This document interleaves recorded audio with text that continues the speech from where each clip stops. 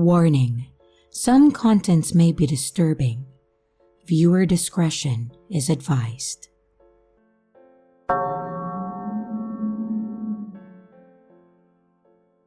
This happened to me in about 2021. There's a bar in a small Iowa town that I absolutely adore. All the staff knew me well there, and I was a frequent regular, even if I was just there to chill. I was out late one night.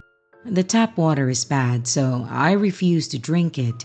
If I wasn't gonna drink it, I refused to give it to my cat.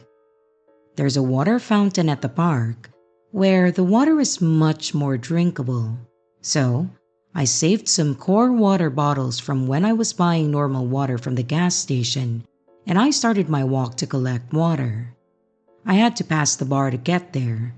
It was a Friday night, and the bar was bumping, and I just had to go in.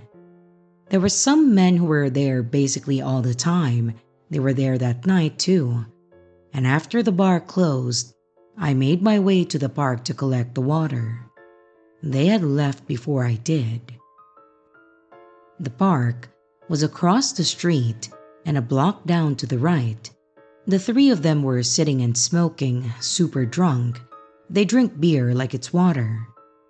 They were sitting on some stairs on the entrance to a business directly across the street. I went to pass them, and then they asked, "Who are you? Are you new in town?" I didn't think much of it. It's a super small Iowa town. Everyone knows everyone. I told them that yes, I was in fact new in town. Then, they started asking personal questions, and I lied to them about everything, mainly about if I had a partner, because they found me attractive. And in the middle of this conversation, there was a screaming cat somewhere, and it was loud. I ended the conversation and I told them that I really need to go and get home to my cat. So I went into the park to get the water. It was pushing 4 a.m. at this point, and it was dark.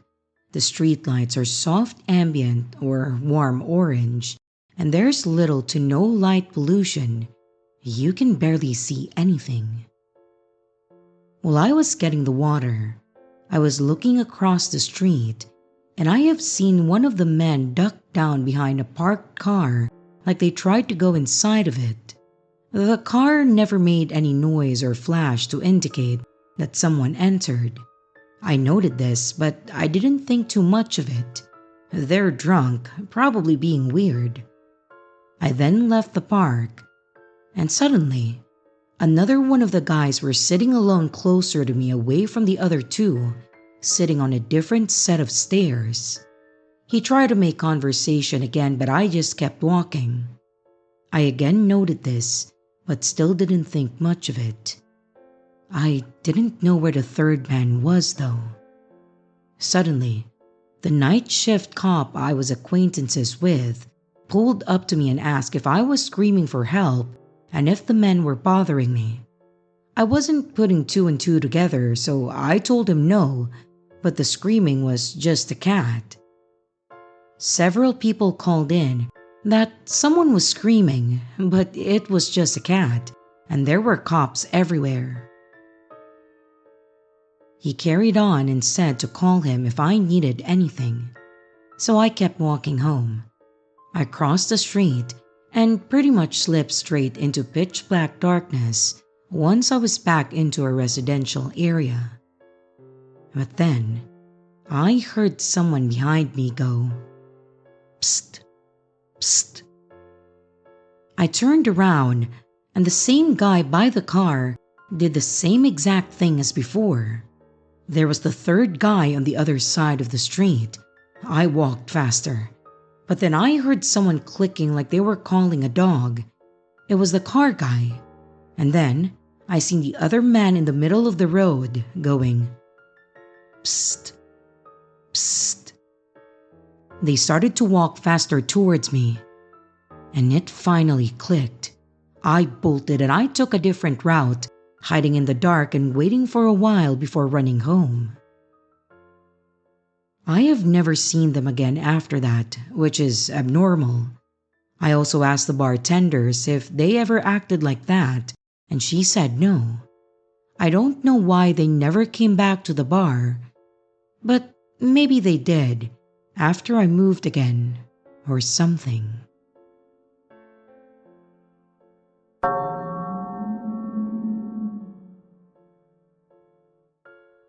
I was 17 years old and I lived close to a buddy of mine named John. He lived 3 blocks away with a Circle K on the way. It was a random weekday night at around 11 and asked me if I wanted to go over, play some zombies and smoke because his parents were not in town, and so I agreed. Of course, my parents weren't cool with it, but I've done it before and I decided to worry about the consequences later. I snuck through the back door and I made my way to his house. I lived in an older duplex rundown suburb, but it's very homey, quiet and chill.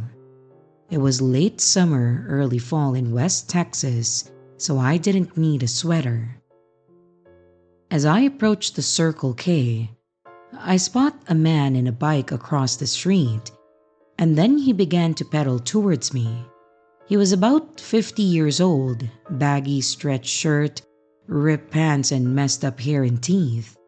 He asked in Spanish if I had $1. He spotted the yellow Bic lighter that I had in my hand, and then he asked for it. He asked what I needed it for and questioned if I smoked weed. I said, yeah, I do. And he then said that he doesn't and that he smokes ice instead. I said, cool man, and then I fast walked into the store. I didn't have any money, but I knew that I had to get to a well-lit area and away from that guy.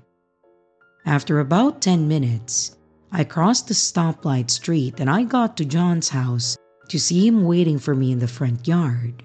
I told him about it, but we didn't really dwell on it. After a couple of bong rips, joints, zombie rounds, and a red velvet cake, I knew that it was about that time and I knew that I couldn't stay the night. So I said my goodbyes, I thanked John, and I made my trek home. I was still stoned and mainly paranoid about cops since I was 17 and I had a little pot on me. But after I crossed the street and passed the Circle K, I felt better since I could see my duplex.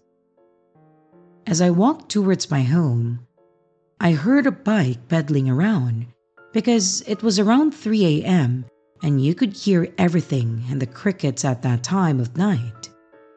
I saw the same bike guy from earlier, and he was eerily riding in circles under a street lamp at the very end of my block. My heart sank and I darted to my apartment, and when I did, he spotted me and then yelled for me. I ignored him and I ran the same direction he was pedaling towards, but I made a sharp left and hopped in my backyard, and then I snuck back inside. He was about 200 feet away when I jumbled in my yard. I locked the door and I kept the lights off, and I went to the front window where I could see a better view of the street. I saw him looking through the neighbor's driveway. He eventually pedaled away, but safe to say that I didn't sleep at all that night.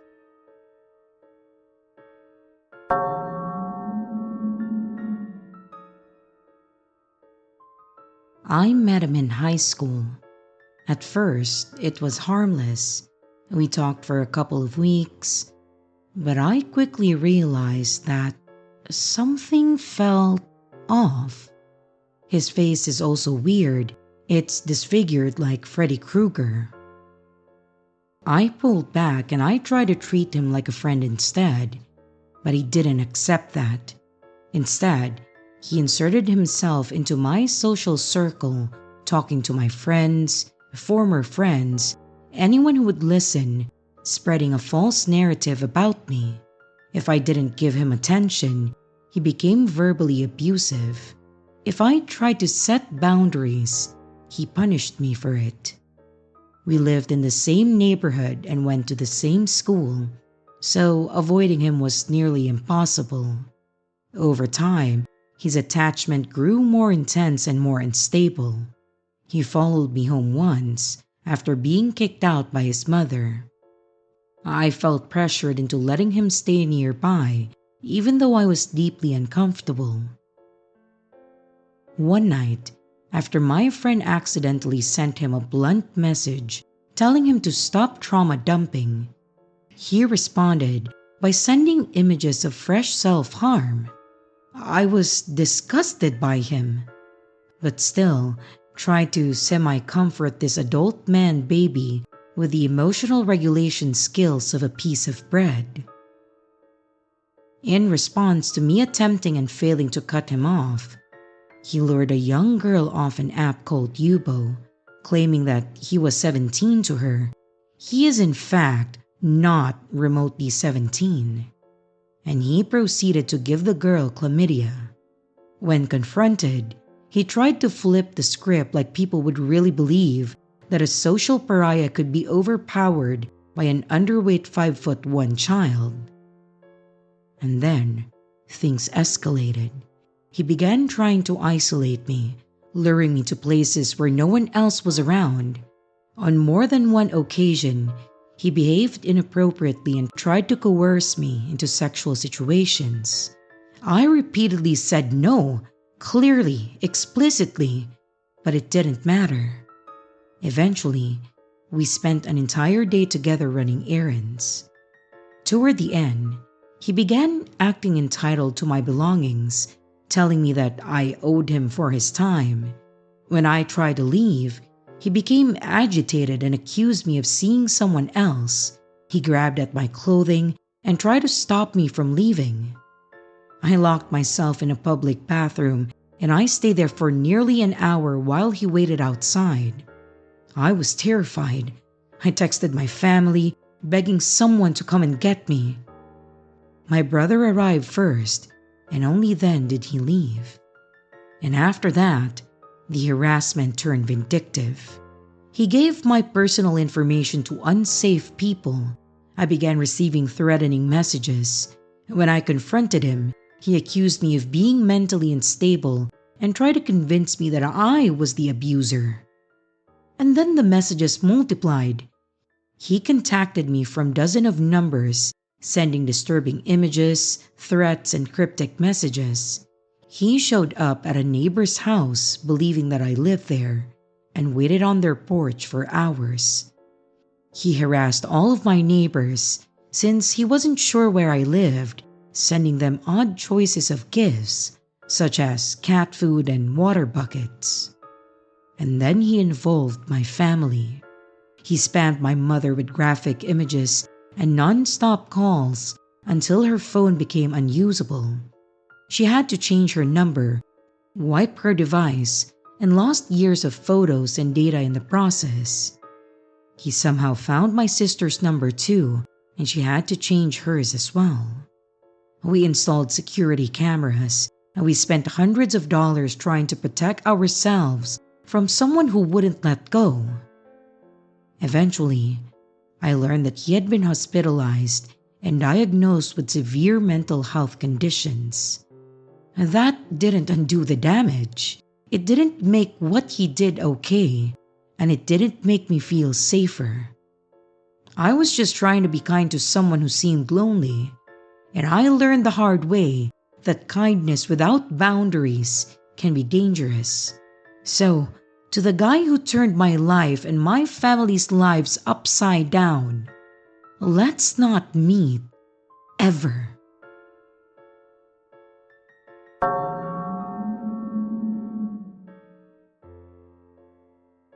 This experience happened almost 10 years ago, but I still get chills whenever I think back on it. Please excuse me if this story sounds a bit strange at times. English is not my native language. It was October 2016, and at the time, I was a student and a member of the student council of my department. October also means the start of the semester, And at German universities, this is when the so-called freshman week takes place. These consist of various events organized by students from higher semesters to welcome the new freshmen. I was the main organizer of our freshman week. It was a Monday, and I woke up at 5 in the morning so I could be there earlier than everyone else to prepare breakfast for the freshmen. At that time, I lived in a residence building that was not an official student dorm, but was mostly inhabited by students. However, there were also many non-students living there, some of them rather sketchy because the rent was very cheap. Each floor was divided into apartments on the left side and apartments on the right side, and to get to either side, you had to open an additional door. The door to the side of my floor always squeaked very loudly. I stepped out of the small bathroom of my one-room apartment, and then I stood in front of my mirror to put on makeup. To my left, less than a meter away, was my apartment door, and to my right was the rest of the room. While I was getting ready, I heard the loud squeaking of the door that led from the stairwell into our hallway. Since I didn't hear anyone leave their apartment, it had to be someone coming in from outside and heading back to their apartment. That was nothing unusual, even at that hour. Many students were just coming back from partying, so I continued doing my makeup. However, several minutes passed, and I realized that I never heard anyone open their apartment door and then go inside. I looked at myself in the mirror when I suddenly felt extremely uneasy. A strange feeling washed over me, and I felt lightheaded. I had the distinct feeling that someone was watching me. I slowly turned my head to the left, and I looked at the large peephole in my apartment door. Because of its size, it usually let in a lot of light from the hallway, which was never turned off. But this time, the peephole was dark. That is when it hit me. Someone was standing directly in front of my apartment door, less than a meter away from me, separated only by a fragile door, watching me. I noticed my body starting to tremble. I did not want to go to the light switch because it was right next to the door, so instead, I moved to the right side of the room and I sat down on my bed. From there, no one could see me anymore because a wall was in between. I waited for minutes, and I do not remember how long exactly, until I heard the squeaking of the hallway door again. He's gone, I thought. Or is he? I quickly finished getting ready, packed my things, and I knew that I had to leave. But I was terrified to open that door. What if the other person only pretended to leave? What if I open my door and then he jumps at me? Hesitantly, I pressed down the door handle, opened the door, and nothing. He was gone. When I got downstairs, there was a man that I had never seen before standing by the entrance smoking a cigarette. I greeted him and I looked him straight in the face, and he looked back at me without any kind of emotion. Looking back now, it became clear that someone must have seen my light turn on from the street below. It must also have been someone who knew the structure of the building, because the apartments are not easy to find if you don't know your way around. At some point, I also checked what you can see when looking into my apartment from the outside through the peephole. That was the next shock. You could see everything, just slightly zoomed in. While the stranger was standing at my door, he could watch me doing my makeup in detail. And he also saw the exact moment when I turned toward him and our eyes met through the peephole. It is definitely not as creepy as the other stories, but it frightened me for a very long time. So, to the weird guy who watched me, let's not meet again.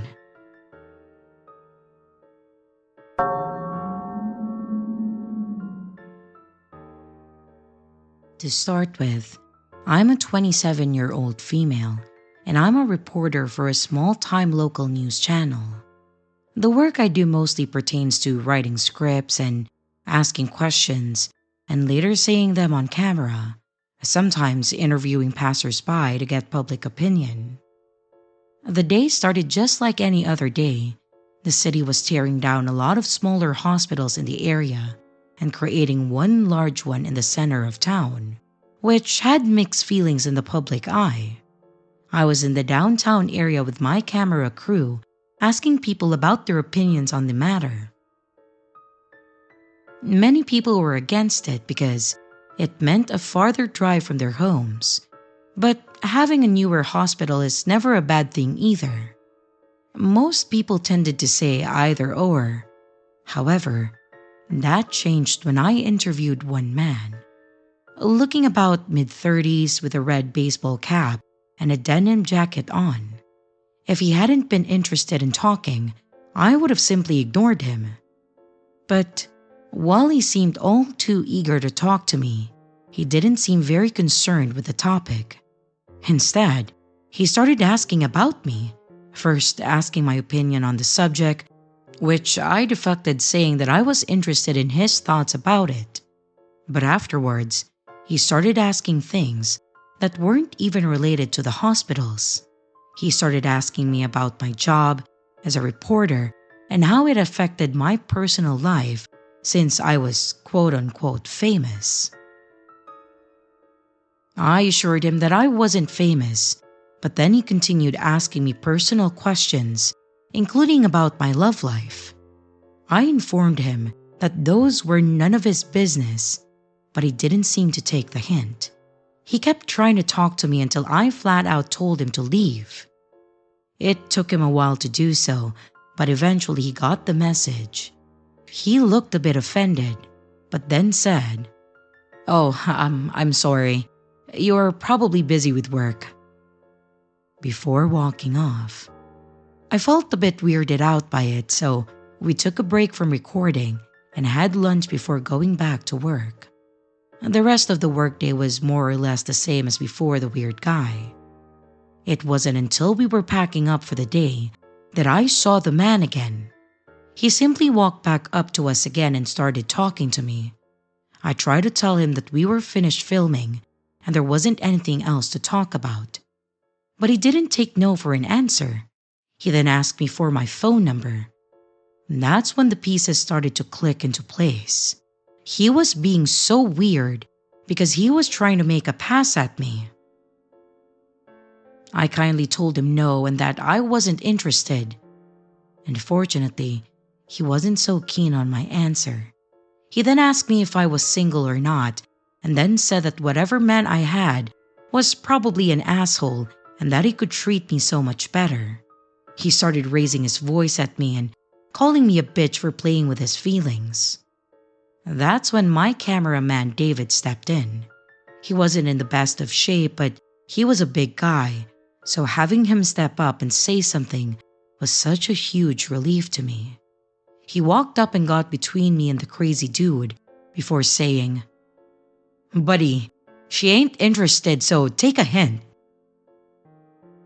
The man seemed a bit intimidated by the large man in front of him before glancing back at me again. He called me a bitch before walking off, giving us the middle finger. I let out a huge sigh of relief as I was reaching my breaking point before David turned to me and asked me if I was okay. I gave him a little nod and thanked him for saving me, and I get into the van and try to calm down as we drive back to the station. I never saw the creep with a red cap and denim jacket again, and I hope that I never do.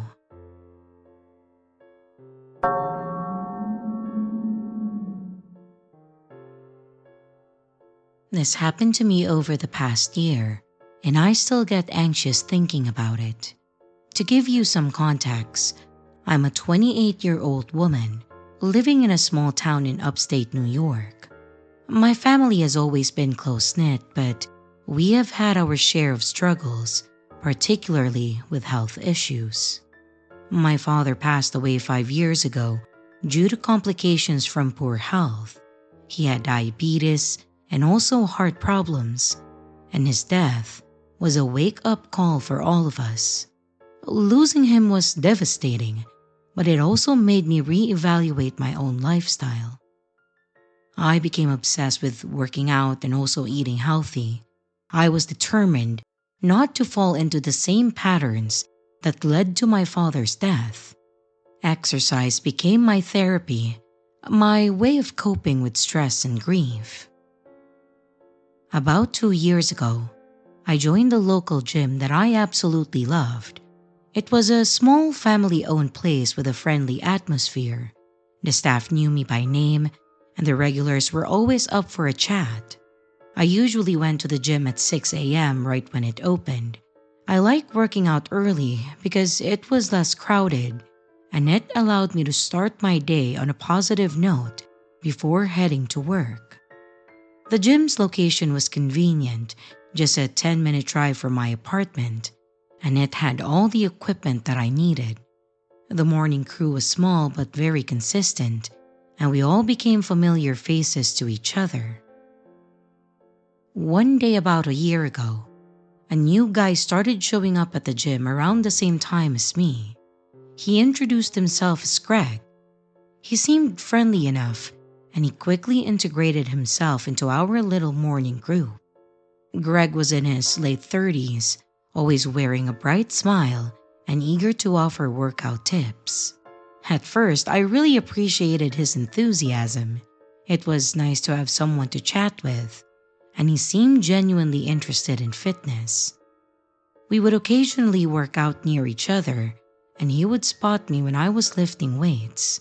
It seemed very harmless, and I enjoyed having someone around who took fitness as seriously as I did.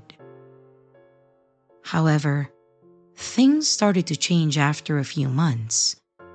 Greg began showing up more often.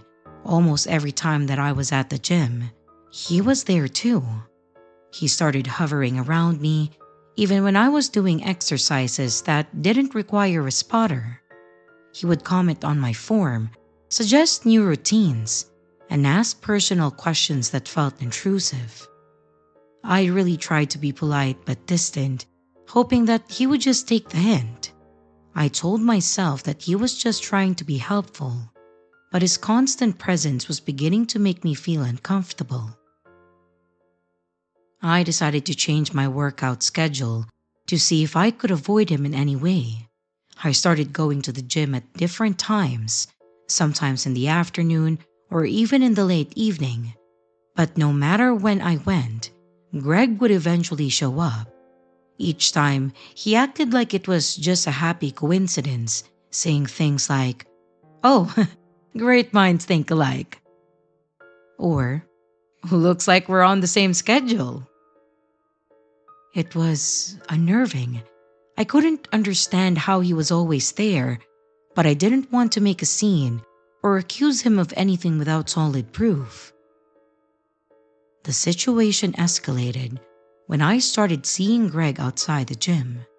One Saturday morning, I went to my favorite coffee shop to grab some coffee and to read for a bit. And as I settled into a corner, I heard the familiar voice. "Hey, fancy seeing you here," Greg said, taking a seat at the table next to mine. My heart sank. This was my go-to spot, a place where I felt safe and relaxed, and seeing him there felt like an invasion of my personal space. "I didn't know you came here," I said, trying to keep my voice steady. "Oh, I love this place. Best coffee in town, he replied, flashing that unsettling bright smile. After that, I started seeing him more frequently around town, at the grocery store, the park, even at the library. Each time, he acted like it was a random encounter, but I knew deep down that it wasn't. The odds of us running into each other so often were too slim to be mere coincidence. But the final straw came when Greg appeared near my workplace. I work at a marketing firm downtown, and one afternoon I was leaving for lunch. I saw him standing across the street. He then waved and started walking toward me. "Hey, I was just in the area and I thought I'd grab some lunch. Want to join me?" he asked. Panic set in. How did he know where I worked? I hadn't mentioned my job or its location to him. "Oh, I'm sorry, I'm actually really busy today," I said, forcing a smile. "Maybe another time." Greg's expression suddenly changed though. His face twisted into a look of frustration and anger. "Why are you avoiding me?" he demanded. "I'm not avoiding you," I lied. "I just have a lot on my plate right now," I added. "You're lying. I can tell. Don't you know we belong together? Why can't you see that? Why are you avoiding me? I'm doing my best to be around you all the time and to see you all the time, but you just keep avoiding me, giving me that fake smile of yours." His words sent a chill down my spine. He had never said anything like that before, and I have never seen him like that before too. I realized then that this wasn't just a series of coincidences. Greg was stalking me, and Greg was mad crazy. "I need to go. Please leave me alone or I'll call the police on you," I said firmly. Greg's face contorted with rage, and then he yelled, "You're making a mistake! You're making a mistake! We belong together!" People on the street were starting to stare, and I pulled out my phone and dialed 911, making sure Greg could see what I was doing. "Leave now, or I will have you arrested," I said, my voice shaking. Greg hesitated, and then he turned and walked away, muttering under his breath. I watched him go, my heart pounding in my chest, and my knees were shaking. I stayed on the line with the dispatcher, explaining the situation and providing a description of Greg and the situation. A police officer came and I filed for a report. But since he didn't exactly harm me, and I could not provide concrete proof of the stalking, they couldn't do more. But I didn't see Greg after that day. He stopped coming to the gym, and I no longer ran into him around town. My friends and coworkers were also incredibly supportive, helping me feel safer during that difficult time. Despite Greg's disappearance, I really couldn't shake the fear that he had instilled in me. I was worried that he was just lurking around in the corners, watching me. I decided to find a new gym, even though I loved the one that I had been going to for years. It really broke my heart to leave that place. But I knew that this was the best thing for my safety and also for my peace of mind. I found another gym a bit further from my apartment, and the staff there were understanding when I explained my situation. It really took some time, but I eventually started to feel comfortable and safe again. I didn't have to work out while looking at my back anymore. Looking back, I realized how important it is to trust your instincts. If someone's behavior makes you uncomfortable, don't just ignore it. Don't just think that it was a mere coincidence. Speak up, take action, and then protect yourself. So, Greg, the gym buddy who took it too far, let's not meet again.